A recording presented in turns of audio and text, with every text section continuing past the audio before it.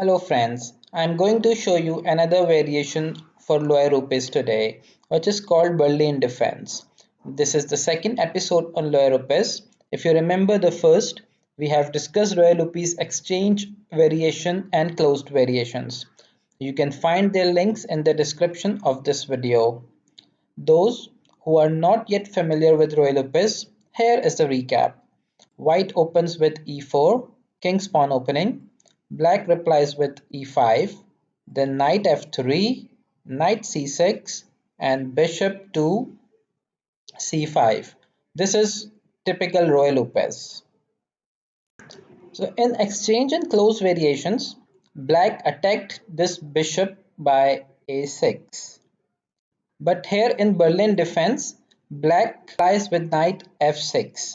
This is also very popular variation, but I would say this is slightly complicated opening as there are many combinations and variations available.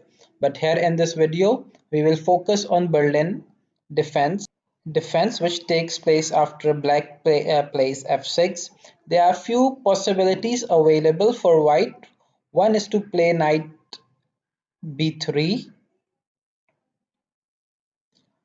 defending this pawn, which takes the game into four knight Spanish variation, but we will look into this a bit later. Here the best move, the book move for the white is to castle.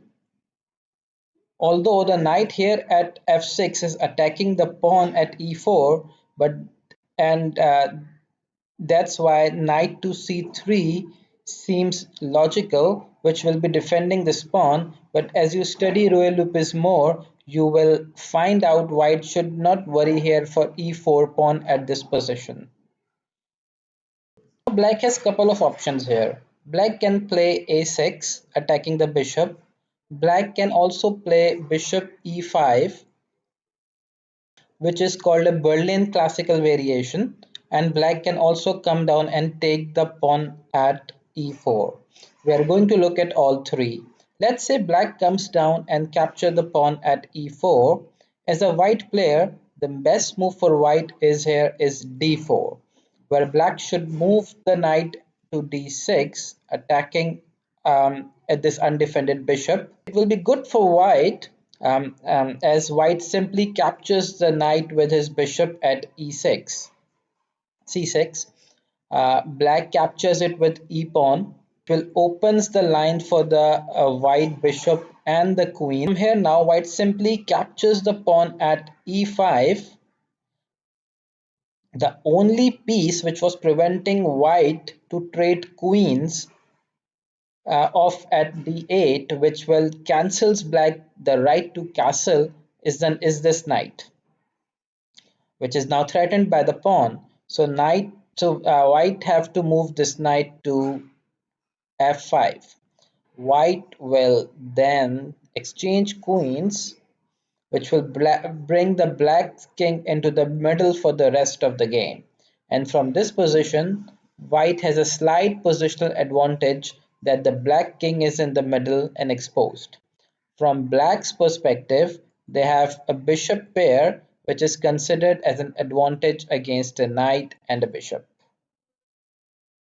Let's go back and take a look at the other option, which is pawn to a6, attacking the bishop at b5.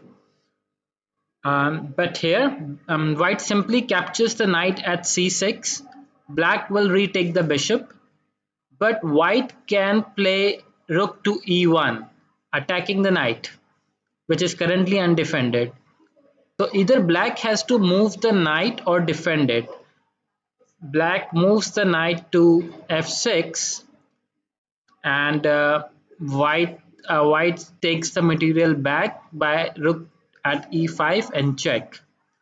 If white tries to defend this knight, say for example bishop to f5 or pawn to e5, pawn to f5, white will capture the pawn at e5, opening the d file. If black exchanges the white, since white has already castled, rook will capture the queen and take control of the d file, which will be a positional advantage for the white.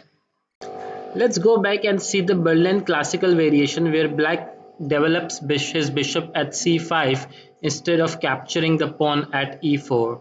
Friends, this is quite an aggressive line where white can capture the pawn at e5 by its knight, black captures the pawn at e4, and white develops his queen at e2, attacking on this knight. Black can play e5 and capture the knight, capture this knight. This is because this knight was not pinned due to the presence of this pawn at d7. White captures the knight back, and black develops his queen at e7. Here, white will bring out his knight, defending this queen, and black can move his knight to g6, offering queen exchanges. White accepts it, captures the queen at e7, and white retakes the queen by bishop to e7. White can come in. White can come in with knight trying to fork at c7 and trying to win the rook, which of course will needs to be defended. So black moves his bishop to d6, defending this pawn, and but rook to e1 will, and this check will prevent the black from castling for the rest of the game.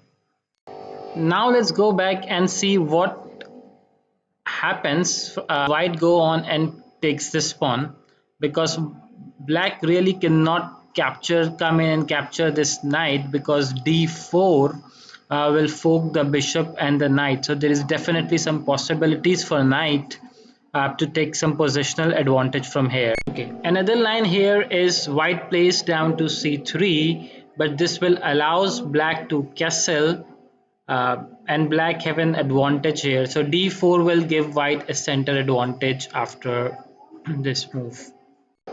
Now I want to take a moment to talk about a four knight Spanish defense where white plays knight to c3.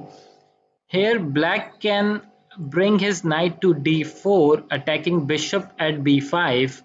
Capturing from the knight at d4 was not wise, as pawn will capture at the knight at d4 and attacking on this knight, and eventually the knight at f6 will be able to capture the pawn at e4. You will be a pawn down.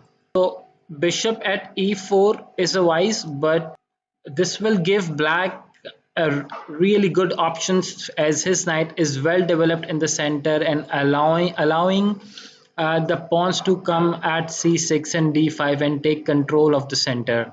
So friends, that's all for today, but let us know in comments how you like this video, and subscribe the channel for other discussions on the chess openings. I will see you next time. Take care. Till then, bye.